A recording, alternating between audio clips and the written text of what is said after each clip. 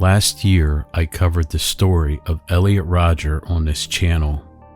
He was the 22-year-old virgin that killed 6 people and injured 14 others near the campus of the University of California before fatally shooting himself. Elliot Rodger often complained on video about girls, a lack of girlfriend, his growing hatred and frustration, and questioned why he was still a virgin at 22 years old. Incel is the term closely associated with an online subculture of people who define themselves as unable to get a romantic or sexual partner despite desiring one. Some have described Elliot Rodger as the king of the incels, with many glorifying his violence. But Elliot Rodger was not the first self-described virgin to turn to murder. And sadly, he will most likely not be the last.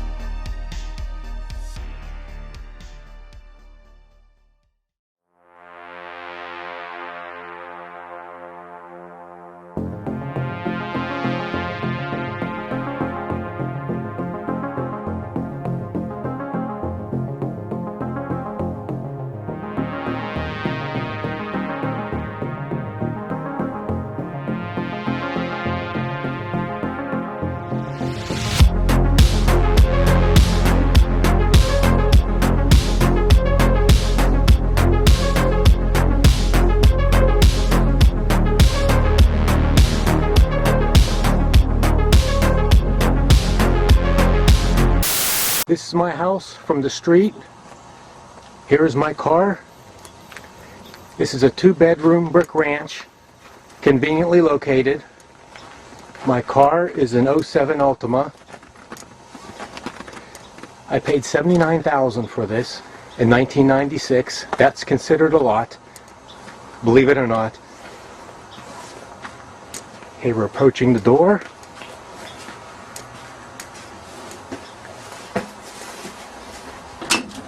Open it up. Oh, someone left it unlocked. That's not good. Inside, okay. Here's my big screen TV. 32-inch. It's my computer. Let me pan out a little bit. Computer is connected to the stereo, which I listen to my MP3s and everything else. Pan to the other side. Speakers on each side are large. They double as end tables. Okay, couch and chair, they match. The woman will really be impressed. Going to the gym is something that most of us do on a daily and weekly basis. It is something that George Sodini would do to keep busy while living in Pittsburgh, Pennsylvania. While not entirely a virgin, George Sodini would become increasingly angry at the fact that he had not had a girlfriend in over 18 years. He would make videos online about himself in order to find a female companion, but would have no success. It is easy for me to hide from my emotions for one more day. Take a long drive in the car, listen to some music, daydream, or just do some mundane task around the house that really doesn't need to be done, that's not too important. And there you go, one more day, and one more day turns into one more year. Now, RDS says that I have approximately maybe 15 more years to be successful at this. And when I heard that, I wanted to continue immediately to start moving on this. I didn't realize I had that much time. So, but my objective is to be real and to learn to be emotional and to be able to emotionally connect with people. Because when I'm 10 to 20 years older than she is, she has to feel good about this thing. And the only way around that, is to work on this and perhaps STEM exercises or forgiveness exercises as per Hay or whatever else. I'm going to post this and see what comes back.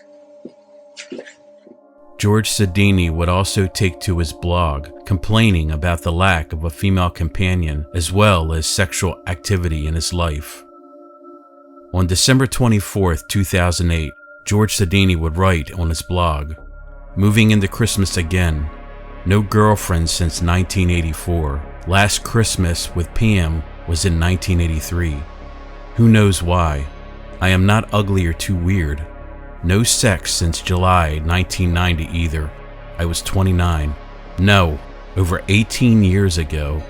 I did it maybe only 50 to 75 times in my life.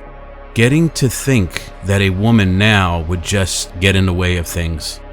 Isolated."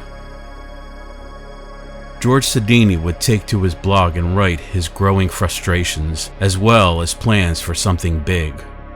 On August 3rd, 2009, Sodini would write his last blog post.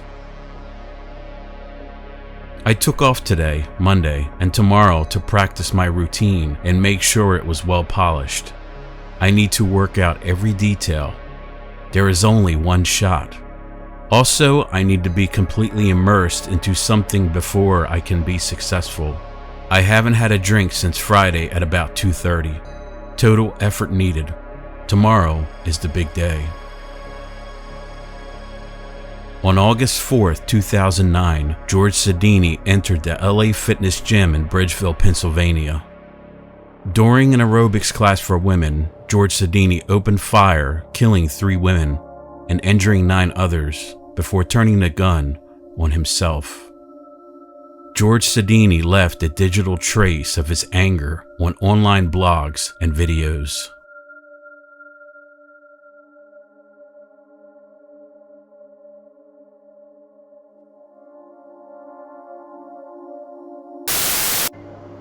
I just don't have any willpower to do anything anymore.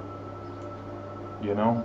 I know a lot of people say, oh, that's weak-minded, that's pathetic, but dude, it's like how many years I've been working out, how many years I've been wanting and dealing with all these frustrations. You know, if it's like a pro fighter, you know, if you run 20 fights in a row, go, yeah, you know, I'm such a beast, I'm gonna eat, I can go so hard, I'm immortal, I'm the man, nobody can defeat me, nobody this, so you train super hard, you're motivated, you're on point, and then what happens to these pro fighters when they lose? What happens? You know? What happens? You know? They lose all motivation, they're fucked, they're never the same again, ever, they're never ever the same again.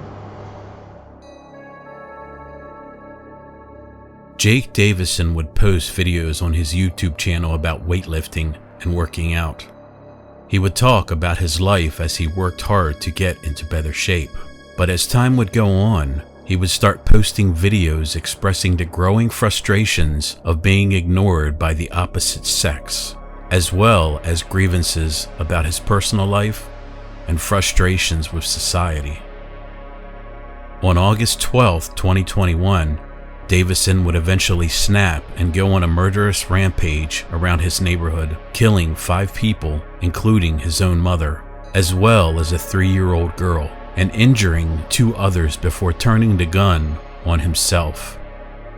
The incident shocked the UK and prompted discussion about gun control, mental health support, and societal factors contributing to such acts of violence. Many in the news media and online forums would call Jake Davison UK's Elliot Rodger.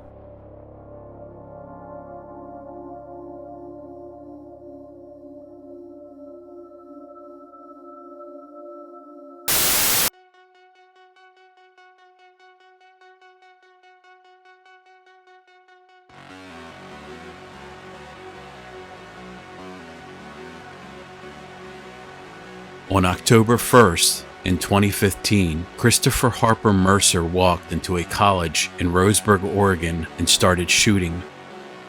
Before he opened fire on other students, he deliberately spared one student's life so that the student could deliver a package which included a manifesto from him to the police.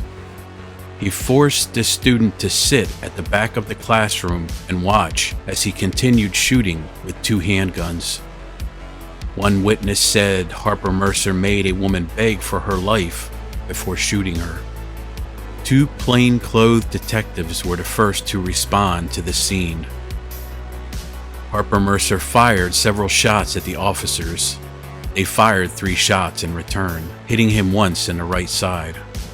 After 2 more minutes of shooting at the officers, the wounded Harper-Mercer retreated into the classroom and took his own life with a single shot to the head.